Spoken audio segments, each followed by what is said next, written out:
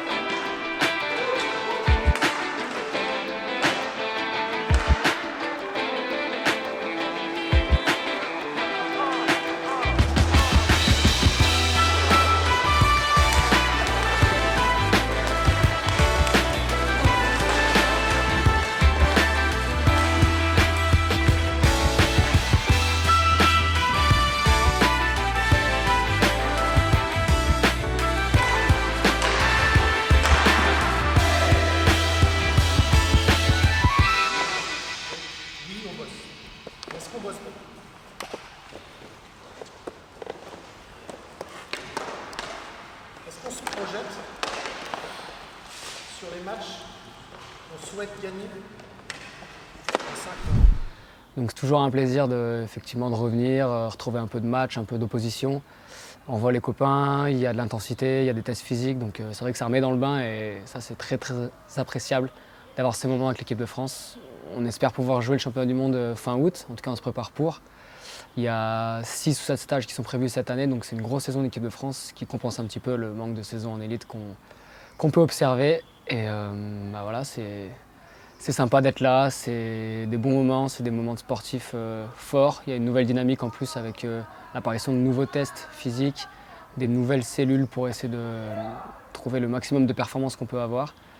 Donc tout ça, c'est un gros challenge pour nous et c'est vrai que ça fait plaisir.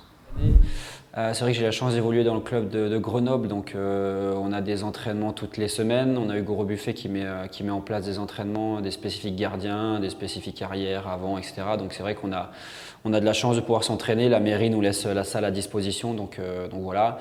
Après c'est vrai qu'on n'est pas nombreux à avoir le statut de sportif de haut niveau à Grenoble. Du coup voilà, c'est des entraînements avec 5-6 joueurs maximum. Donc c'est sûr qu'en termes d'intensité, en termes de jeu collectif, c'est pas ce qu'il y a de plus intéressant, mais voilà, au moins on peut s'entraîner, garder la forme et puis arriver sur ces stages prêts physiquement.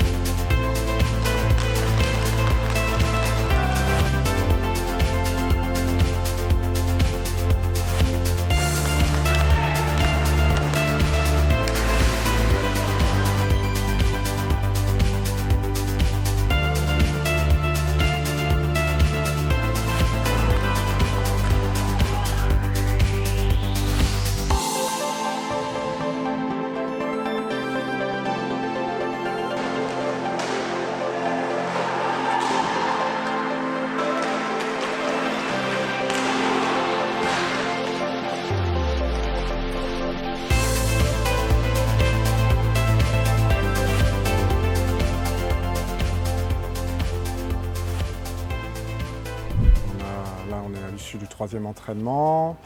Le ressenti est un peu plus rassurant à l'issue du 3e entraînement. J'ai trouvé que les 2 premiers étaient vraiment un peu soft en termes de... Voilà, j'insiste beaucoup sur le souci du détail parce que j'ai trouvé que sur les 2 premiers entraînements, on était vraiment laxiste sur des petits détails tels que le repli, sur des positionnements défensifs, des attitudes sur les changements notamment. Et l'idée, c'est de les aider à se projeter sur le championnat du monde, et de ne pas réitérer les erreurs qu'on a pu faire dans le passé.